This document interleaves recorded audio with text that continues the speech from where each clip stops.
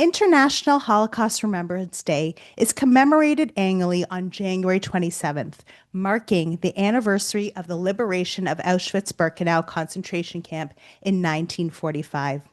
This solemn day calls upon us to honor the memory of the 6 million Jewish victims and the 5 million other victims of the Holocaust who suffered and were murdered under Nazi persecution.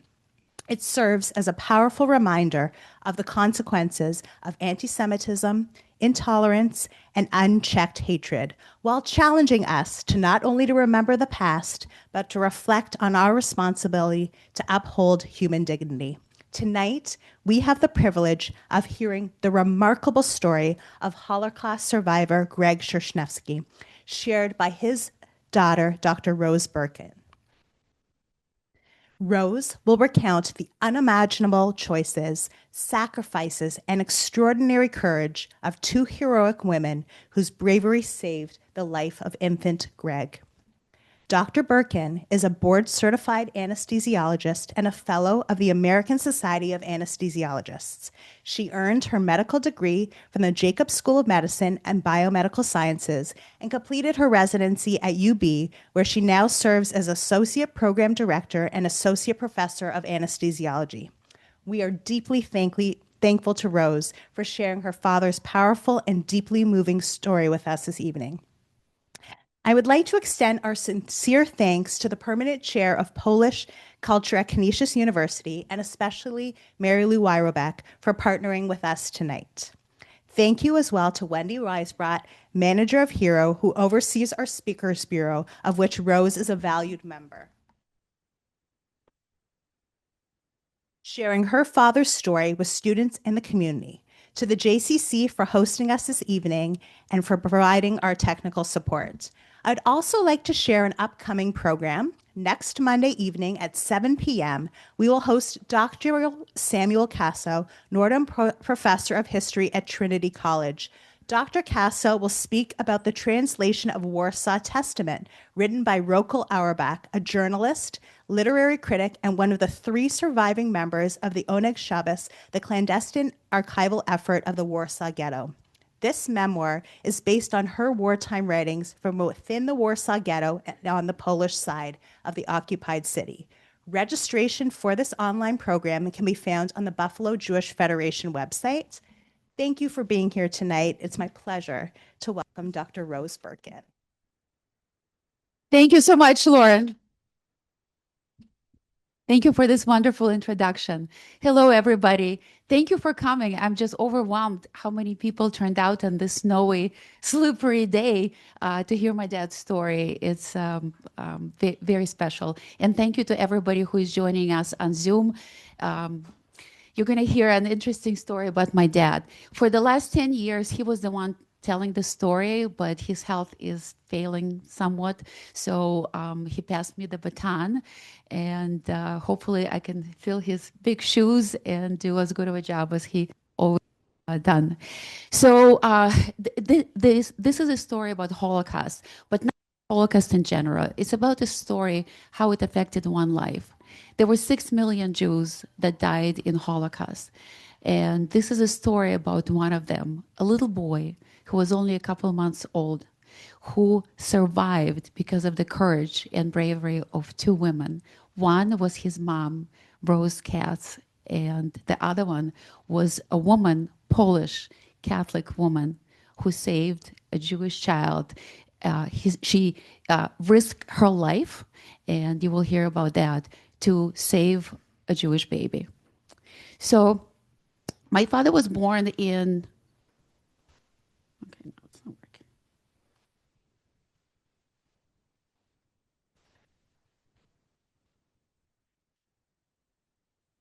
It's not working.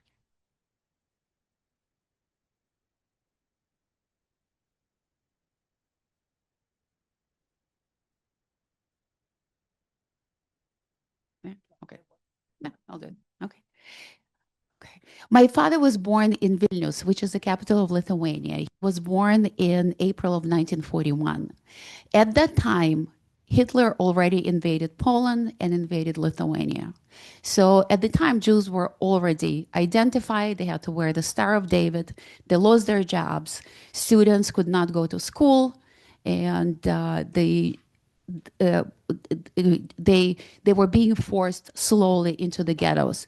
In Vilna, there were two ghettos. There was this large ghetto and the smaller ghetto, and even though it kind of looks big, it's not. It's only a couple of streets. So you can imagine in the homes where it was a one family home, now they had four, five, six families living there.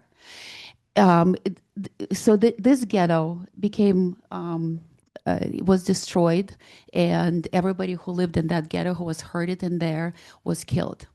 And my father's family, the extended family, was unfortunately in this ghetto. So very early on, they were all killed. People in this ghetto, they were used basically for slave labor, and I'll talk about that a little later. So every ghetto, not just in Lithuania, but everywhere, they were guarded, right? There were fences and there were guards that guarded, so people could not really freely go in and out. They had to stay in. The only time that the people could come out was for slave labor, because the Jews, they couldn't, be in their own jobs, but they were still, able bodies. So they were forced into menial jobs, and they had to work basically physically. So, and Vilnius is a beautiful city, but it was not beautiful at the time when Germans were there. This is what was being done to the Jews. They were being herded, pushed into the ghettos. This is what it looked like. So a little home like this, only one family lived. Now there were a couple of families, three, four, five families. And obviously the life was very difficult. There was food shortage, there was no medication. And, it was very difficult to survive. You see, women and children were also forced into the ghettos, and the life was pretty bad. A lot of people didn't survive. Later on, some people from the ghetto were sent to concentration camps and killed there. So when my father was about 2 months old, his mother and father were forced into the ghetto, and he was a little baby, a newborn, and you can imagine living in these conditions with a little 2 months old. His mom was studying to be a nurse. She was hoping to be a doctor. And actually, my name is Rose, and I'm named after my grandmother. And I became a doctor and always wanted to be. Who knows? Maybe she's in my heart. But she couldn't do that. She couldn't do that. She was forced to clean offices where the SS officers worked. So she had that job, and my father's father, my grandfather, he also had a job similar to that. So in Vilna Ghetto, they had an underground movement. So by the time my grandparents moved in there, they realized that there was underground people who would gather and talk about passing information that was between outside and inside. So those who could go outside for those jobs, they were able to bring information back into the ghetto and just tell them what the situation was, what was happening. And through that, they found people who were actually helping, willing to risk their lives to help Jews. And there was this one woman, young woman, Alexandra, who they heard that she would take orphaned babies. And at that time, it was common because the situation was still the war. Lithuania was occupied by the Germans. And if the parents are killed, or, if the parents just can't take care of their newborn or small child, they would just leave them on the steps of a church that was in Vilnius. And she ended up adopting a couple of them. And what she would do, she would just take that baby to the authorities and said, listen, I found this baby on the steps of the church, and I want to adopt them. And the German authorities would say, sure, go ahead. So they decided that somehow they needed to smuggle my father out of the ghetto so that this woman could pretend that she found him on the steps of the church and adopt him. But how do you do it? This is the ghetto, and by that time my father was 5 years old. So they had a plan, and the plan was 5 months. I'm sorry, 5 months old. So they had a plan. This at the time, this is my dad's mother, Rose, my grandmother, and this is the woman. This is her later photo. She was a young woman at the time. This is Alexandra Javetska. So they somehow communicated with her and they formulated a plan. And the plan was that when all the Jews are being taken out of the ghetto for their work, and Rose was walking out with a basket with cleaning supplies and cleaning rags. Somehow they were going to smuggle that little 5 months old baby in that bucket. So you can just imagine how do you do that? It's very difficult, to make sure that the baby doesn't cry, that the SS officers that were guarding the gates, that they don't see that, because otherwise it would be shot and killed on sight, which had happened, before to other people. So somehow they were able to actually smuggle my father out. So there was my grandmother walking with the basket with her child, 5 months old child, and she knew that more than likely she would never see him again. And I just can't imagine a mother making that decision. But at the same time, that was the only way she knew that her baby had a chance to survive. So she kept walking, and at a predetermined time, she left that bucket there, and there was another one waiting for her with the rags. She picked this other one and kept on walking. And she never saw her baby ever again. But Alexandra, she was waiting there. She picked up that bucket and kept on walking and took the baby home. But now, what do you do? This is a Jewish child, right? So she needs to show to the German authorities that she has this other child. And that's the only way that she could afford to feed them, because there were rations per person, per child. Luckily, my father didn't look like a typical Jew.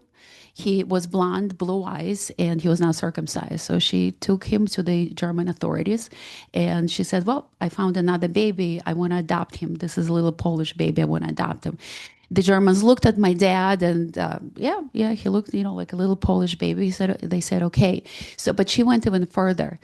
She got him a birth certificate. This is the birth certificate where parents were unknown, and she gave him a different name. She named him, because she was a very devout Catholic woman, she named him after a Catholic saint, Stanislav Marionas Kostka, because she was hoping that this saint will watch over this little baby and save him. So time went on, and my father ended up spending 4 years hiding with Alexandra. And he was growing up. And even though she was very poor, she lived in a basement apartment, but sounds like she was a wonderful mother to all her children. And my father was growing up knowing that's his mother, the only mother he ever had. And he doesn't remember that much, but he remembers that it was a happy time for him. So once in a while, they would take my dad, one of the older children over there, would take my dad for a walk and walk by the gates of the ghetto where his parents could watch, and see their baby growing up. In Vilna Ghetto, there was this was later on a story about her, how she was saving little kids. Look how malnourished they are. It's just hard to look at. And this is my dad when he was little. She also saved another Jewish child who was born in a ghetto, and they named her Getela. She saved her, and Getela later on moved to Israel and was responsible for naming Alexandra Javetska righteous among the nations. So in the ghetto, there were some people that were very active in this underground movement in the ghetto. And like I said, they couldn't do that much. They could just pass information. But at the same time, years were going by, and they saw people never come back. And so they knew that they had to do something. They were going to all die. And so they decided, we have to do something. We have to escape. A lot of them made plans. 150 of those people, they actually made plans, found a path to leave the ghetto unnoticed and move into the forest. And in the forest, there was Russian resistance, Lithuanian resistance, and they were going to join them and spend the rest of the war fighting against the Germans. Unfortunately, one of these people was a traitor, and he told the German authorities that this was happening. So when they got to the forest, they were ambushed. And most of the people were either killed right there, taken back, and executed. And only seven people survived. And it just happened that my father's father, my grandfather, he survived, and he was one of them. So he fought Germans in a guerrilla war, basically. They would blow up bridges, they would disrupt their caravans. They did everything they could to assist the Russian army fighting them. And so that was happening throughout the war. This is a photo of my grandfather and my dad when the war ended, and he came to reclaim his son. And this is a photo of them later on. So when the war ended, my grandfather, he came, to Alexandria and said, okay, thank you, but, this is my son. I think, I'm going to take him back now. And you can imagine, you raised a child from the time they're 5 months old. Now he was, about 5 years old or so. She's like, no, I don't know you. I don't know who you are. How do I know you're his dad? You have to prove it.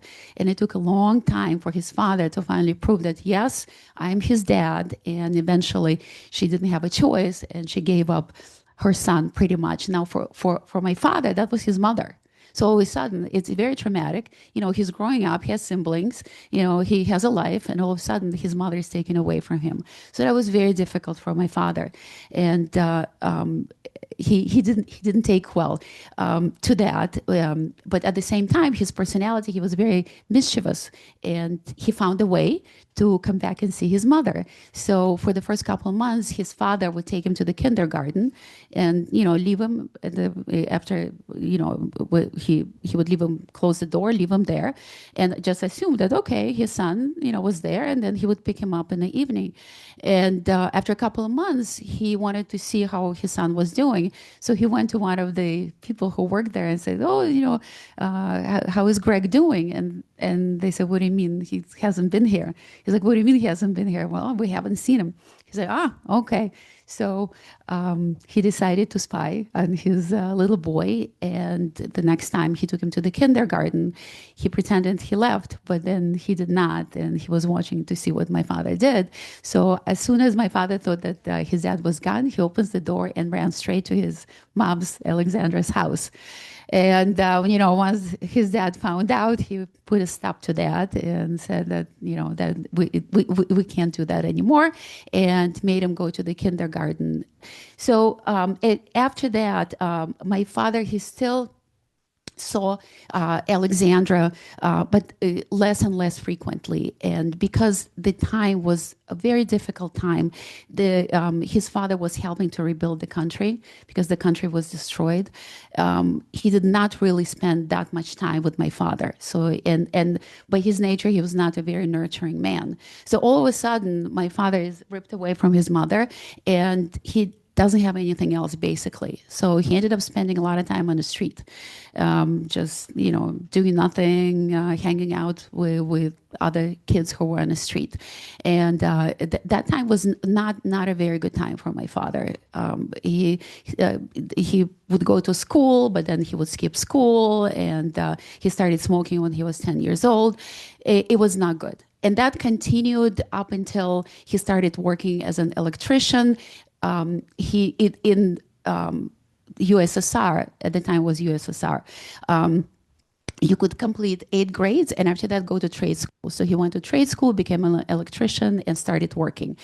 And then when he was 19 years old, it was mandatory draft, so he had to join the army. At that time, interestingly, for him, it was just a total pivotal moment. All of a sudden, he had a purpose, he had structure, he had a family. He felt like he belonged. And not only that, he was very smart. And he succeeded at every skill they had. And he did so well that he ended up getting a scholarship to attend school, to attend college after he graduated, not graduated, after he was discharged. So once he was honorably discharged, he ended up still working as an electrician and going to school at night. He ended up getting bachelor's in electrical engineering, and then he ended up getting master's in electrical engineering, and that was his profession for the rest of his life. Along the way, he met a beautiful young lady by the name of Raya, who is sitting right there, and he fell in love with her right away. He met her on the street of Vilnius. She just moved with her family from Ukraine to Vilnius, and she was new, so she didn't know that many people. And my father love and decided, well, this is going to be my future wife. So he started, he tried dating her, and she wasn't so easy to say yes. So she decided that, you know what, I need to get away from this persistent guy, and she went back to her city in Ukraine that was called Little Church. So she went to Little Church, and my father was like, I'm gonna go get her. I'm gonna go get her. Always like that little city. There are probably chicken running, on the street. It's like I'll just ask somebody where I is, and they'll point that to me because he's coming from a big city, Vilna. So he gets there and he realizes it's not so easy. It's actually a bigger city than he expected, and nobody knows Raya. But he was very persistent, and he kept asking until he actually ran into my mother's aunt, right? And said, "Do you know Raya?" And she said, "Yeah, that's my niece." Okay, so he went to their house, met the whole extended family, and convinced my mother to come back to Vilnius, and she did. And the rest is history. They've been married for how many? 65? 65 years. Yes, since then. And along the way, they had a little baby, and that was me. This is me when I was, I don't know, a year old. This is me when I was maybe 5 years old. And growing up, I was growing up in the Soviet Union because when the war ended, the Germans left, right? Russian army defeated them, but the Russians never left. And Lithuania was an independent country prior to World War II. It was not independent anymore. It was incorporated into USSR and became one of the republics. So now, when I was born under the Soviet and communist rule. So but my childhood was very happy. I was very happy. Education was very important for my parents, so they made sure that I got straight A's. And they introduced me to piano, and I was on stage, and I performed, and I sang. And that part was great. But as I was growing up, I realized that the situation is not that great. There was no freedom, literally, no freedom of speech, no freedom of religion, no freedom of expression. And if you dared to speak out against the government, well, you disappeared. And my parents were very anti-government. They would constantly, express themselves among their friends and maybe outside of our home and at work. And I was really afraid that someday I'm going to disappear and I'm going to lose my parents. And I was about 10, 11 years old when I fully started to understand what's going on. We had to lie. Like, we had to do this. We had to give presentations in front of the whole class, in front of the whole school, and say how wonderful everything was. In Soviet Union, they had 5-year plans. In 5 years, we're going to produce this much grain. We're going to build so many homes. And 5 years go by, nothing happens. But we have to pretend and lie and say, oh, this is so wonderful. Meanwhile, you had to wait 2 hours for the toilet paper, to buy toilet paper. You go into the store and there was nothing. The shelves were usually empty. You were lucky to get a piece of chicken. Fruit, forget it. Bananas was a delicacy. When I came here, I overate. I overdosed on bananas because it's like I've never, banana would have 1 banana, 2 bananas, but here it was just like, yeah, bananas, sure, yeah. But in Russia, it was a delicacy. I mean, it was a very, very difficult life, and we didn't really care that much about that economic part, but we did care about the lack of freedom, and we couldn't practice religion. Not just the Jews, but everybody else. But for the Jews, it was worse. So. When the Hitler, the Nazis, they identified Jews by the Star of David. Everybody had to wear a Star of David. Well, under the Soviet rule, the anti-Semitism started from the top the same way. There was no Star of David. However, there was another way to identify every single Jew that lived in the Soviet Union. We had an identification. It was a passport. So here we all have driver's license. We need a passport if we go out of the country. But there, everybody had this passport, and there were 5 lines on page 1: your name, where you live, and line number 5. What's your nationality? And we were supposed to write, we're Jew. We're Jew. So everywhere we went, when we applied to college, we had to show that, so they knew that you were a Jew and you were applying to college. When you went to get a job, you had to show that. And they had quotas. So it doesn't matter. You could be another Einstein, but if the college met the quota for Jews, let's say 1 or 2%, or of population could be just Jews, or maybe less, that was it. And back then, you could only apply to one school at a time. So if you didn't get in, then you have to try another year. Okay. Same with jobs. One of my close friends, she stayed in Lithuania until she was older. So she told me that during the job fair, she's a very, very bright, excellent student. So before they knew that she was Jewish, they would be like, "Oh my God, we want you." Yeah. That's great. Your credentials are great. And she will say, "Yes, but I'm Jewish." Oh, well, we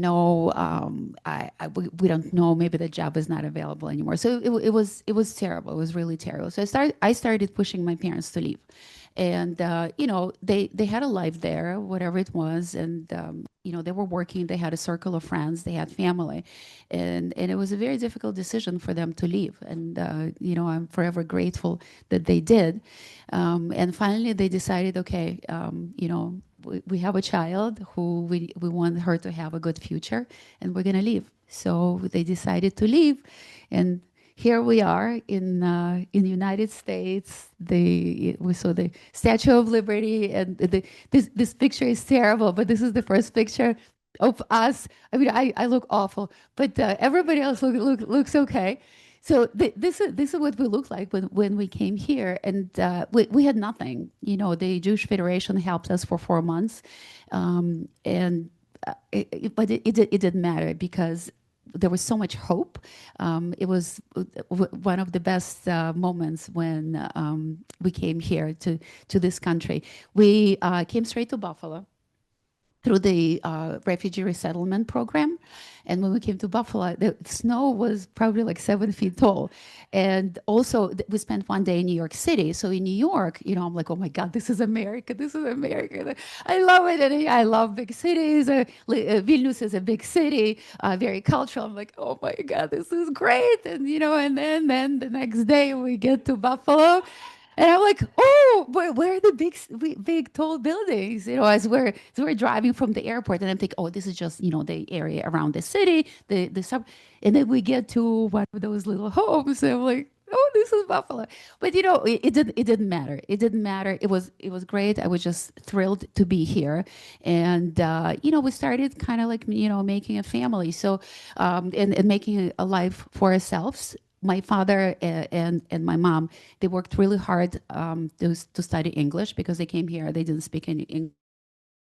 Lock himself in the bathroom for hours and just try to repeat words and memorize and learn English. And after 4 months, he got a job as electrical engineer.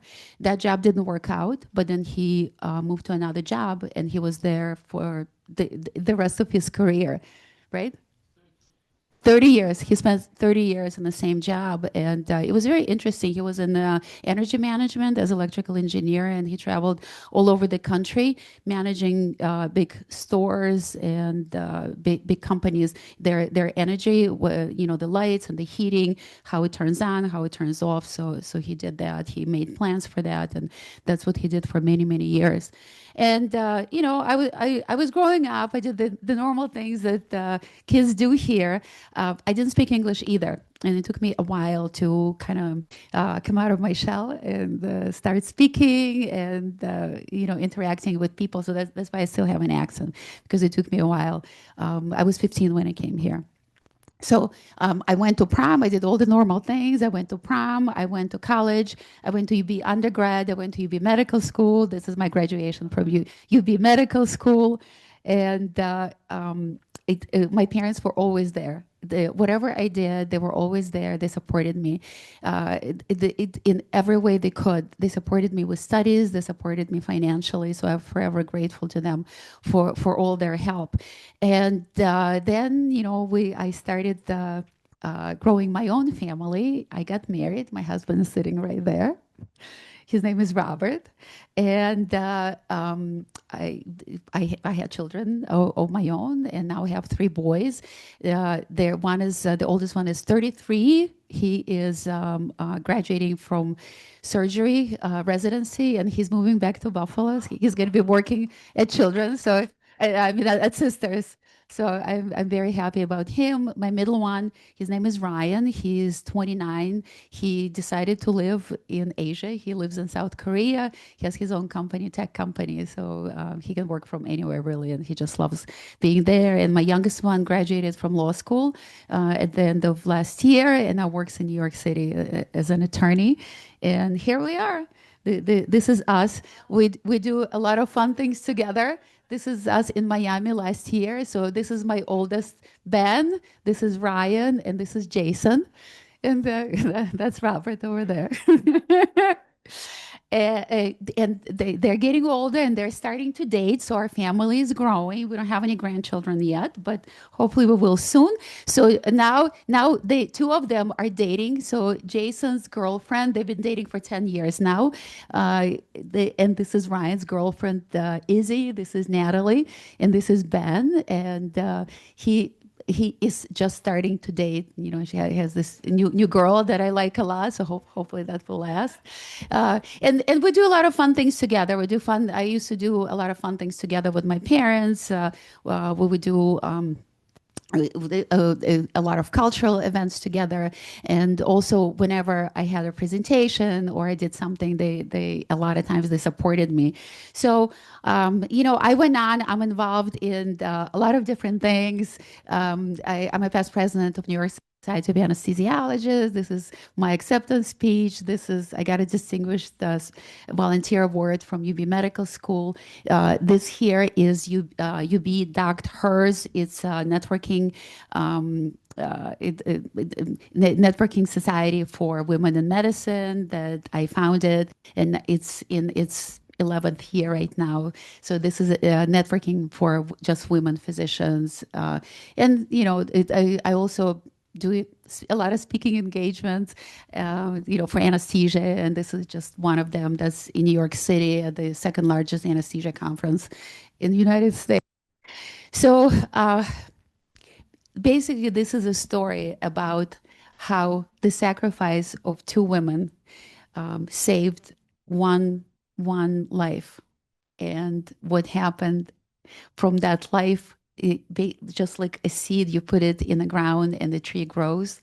So from that life, the tree has grown, and we're hoping it's going to keep on growing. So like I mentioned before, Alexandra Jivetska, she saved another girl. Her name is Gitela, and this is her with her husband and her son, and this is a long time ago. She's the one who nominated, and now Alexandra Jivetska is right there in Israel, and she's the righteous among the nations. And another thing I want to show you, it's interesting how because of the genes or the soul or who knows, but I feel that my grandmother somehow influenced me in my life. And I know my mom told me and my dad that when I was little, people said that I looked very, very much like her. And I want to show you how much my middle son Ryan looks like my dad. So this is my father with his father. This is my dad in his 20s, and this is my son Ryan a couple of years ago. And not only do they look alike, their personalities are very, very similar. My father was always entertaining, life of a party, very creative, wrote poems and sang, and and Ryan is the same way, totally very creative, a lot of fun. Can be mischievous. Was very mischievous. My mother can tell a lot of stories about him. So this is just amazing that because of his mother's sacrifice and because of this woman who was not even Jewish, because of her bravery, now we have me and my three boys.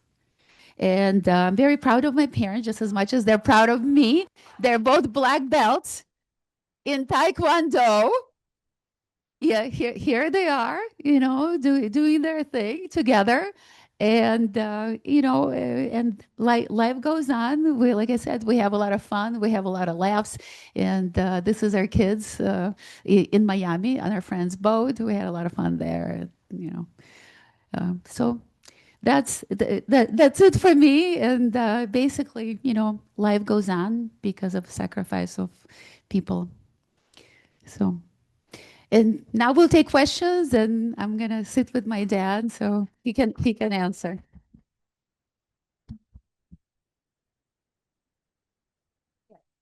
Um, Two questions. One, what year did you come to the United States? We came to United States in 1980. Yes. So that was literally the cutoff. We were so lucky because after 1980, nobody could leave anymore. The Jews were leaving in the 70s. The majority of the ones who left in the 70s went to Israel. And the ones who were late 70s and 1980, they went to United States. We were able to do that. But after that, nobody could get out. They shut that door in Lithuania, and these In Soviet Union. in Soviet Union, and people who applied, they became refuseniks. They lost their jobs. They lost their college.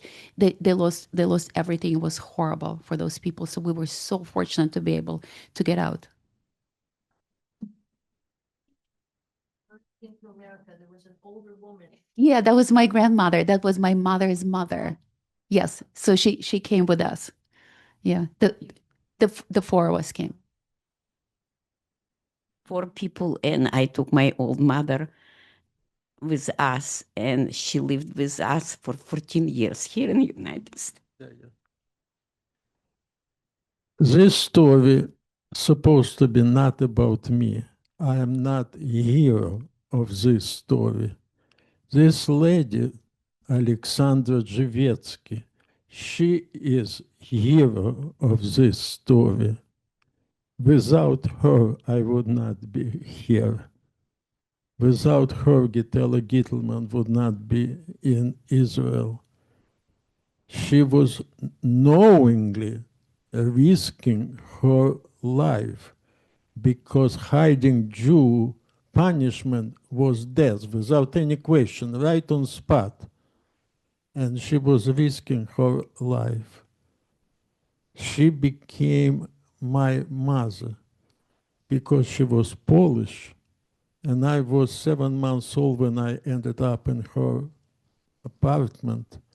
She taught me to speak, and of course, she taught me to speak in Polish. Even now, I am 85 years old, I still can speak Polish because it was first language which I learned as child. She taught me to walk as real mother. I didn't know any other woman.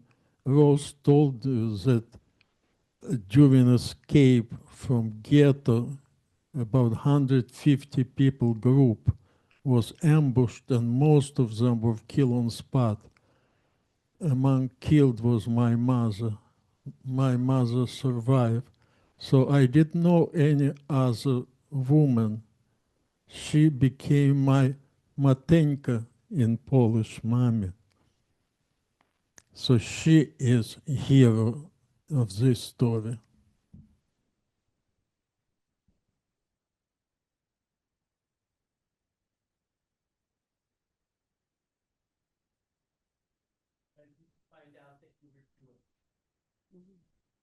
I cannot give you date. I just can imagine when my father took me out of Miss Alexander, my Mateńka, I was Polish child, deeply religion, Christian Polish child, praying in Polish, going to church, kneeling. How my father explained to me difference, I don't remember, but at least I probably was 7, 8 years old when I realized that I am not Polish, that I am Jewish. My parents was not strictly religion. They were not religion, but at home, main language at home was Polish. Strangely enough for Jewish family, but both of them grew up in Vilnius, which before war belonged to Poland. So Polish language was для них like native language. Yiddish they use when they wanted to discuss something, so I could not understand. So I would guess that probably 7, 8 years old, I realized that I am not Christian.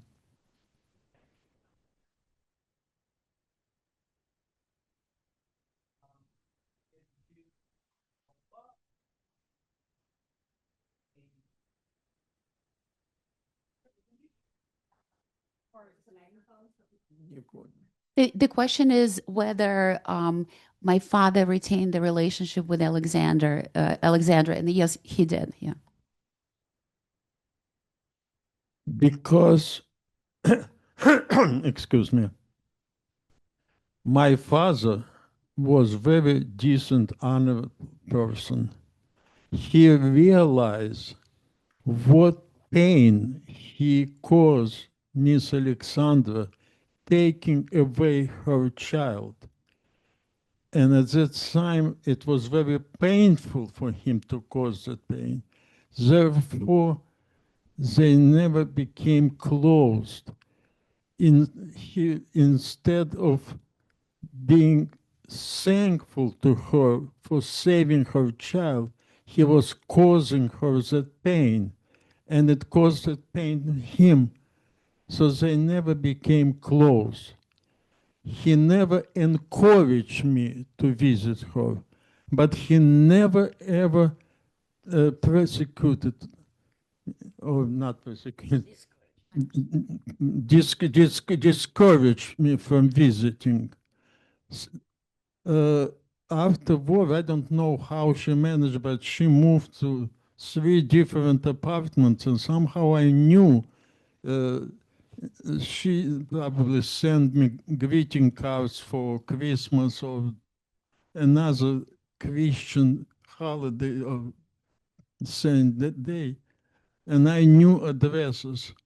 Rose told me that I was escaping from kindergarten to one of her apartments. So I visited her. As I grew up older and, as young boy had growing on street, had a lot of different interests that I became less interesting to visit her, but I continued visiting her. Among like obligation was to spend Christmas. Even I knew that I already knew that I'm Jewish, but I spent every year Christmas with her. She was very, very poor. Her only income was, excuse me, 60 rubles. It's like janitor's salary, 60 ruble pension for saving life of Russian officer during the war, during the liberation of city. But I don't know in United States, in Polish community customs, but at least in Lithuania, custom was during Christmas dinner, Vigilia, you have to have 12 different meals. And of course, she was too poor to buy a real 12 different meals. So she had mashed potato and fried potato and boiled potato, already three, and herring, different kind of herring, but still 12. So until 1957, when I was already 14 years old, I visited her at least once a year for Christmas, spending Christmas with her. But in 1957, there was agreement between Poland and Soviet Union that former citizen of Poland until before 1939 could freely leave Soviet Union for Poland. And she decided that she will leave. In 1957, she left Soviet Union for Poland. And at that time, I already got to know my future wife. So she took over my communication with her. She continued to write letters, greeting cards. Out of my family, on mother's side, only one mother's brother, Uncle David, survived. And he ended up after the war in Poland. So he invited us to visit him. In Soviet Union at that time, to visit another country, even communist country, was not as easy as jump on plane and fly. You have to apply for permission to leave and wait for permission. In any case, we applied in 67 and we received permission to visit my uncle in Warsaw. And being in Poland, he asked if we remember where in Poland Miss Alexandra lived and where we call her address.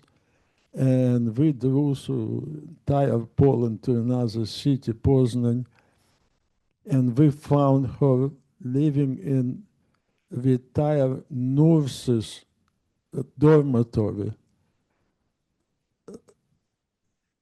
I cannot describe that meeting. 67, I was already 26 years old, married, having daughter, and here was my mother sitting in small chair. There were plenty of tears. Everyone was tremendously touched by that meeting. And she had simple, definitely handmade wardrobe, and on one shelf there was every single greeting card we sent her, every single letter.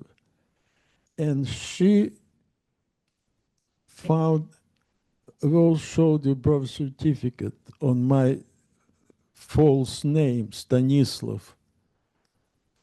And she kept it. She gave us, and she gave us article in the Russian military newspaper about. So we hope that we will see her more often, but unfortunately, just 1 year later, in 1968, she passed away. In 1980, my uncle, still living in Warsaw and being involved in Jewish activities, told us that Miss Alexandra was awarded title of Righteous Among the Nations. What year we went to Israel? 80. 96. In 96, the first time with Raya went to Israel, and being in Israel touring Yad Vashem, we stopped by an office and asked who submitted testimony on Miss Alexandra. They immediately found her file and told us that Gitela Gittelman mother just submitted the testimony. So we managed to find her telephone number and managed to talk and ask her, how come you came to Israel in early 40, even before Israel established, but submitted testimony in late 80s? And she told us what many Holocaust survivors, even my stepmother, who also was in Vilna Ghetto, told us, we lived through such hell that we didn't want to think about it. We didn't want to remember. We wanted to just forget it. But she says, when my husband passed away, I realized that no one will tell story of Miss Alexandra. At that time, we still were living in Soviet Union. And in Soviet Union, we didn't know anything about Judaism. We didn't know anything about Israel. It was prohibited. We didn't know about Yad Vashem. We didn't know about Righteous Among Nations. Nothing, absolutely nothing. Therefore, we could not submit the testimony. So she submitted the testimony.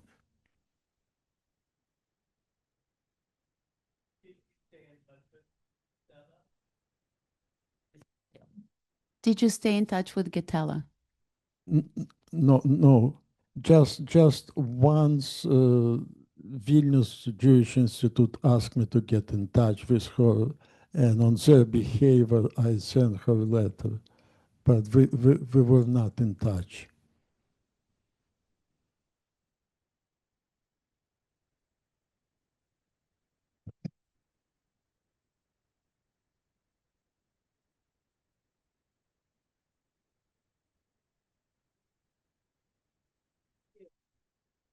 Thank you very much. Thank you.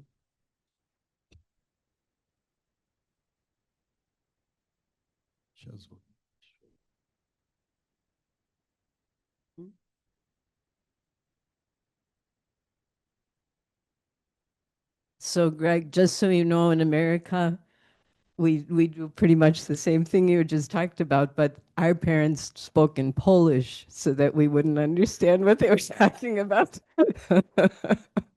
So those things go on, I guess. So extreme thanks to Dr. Berkun and to Greg and Raya.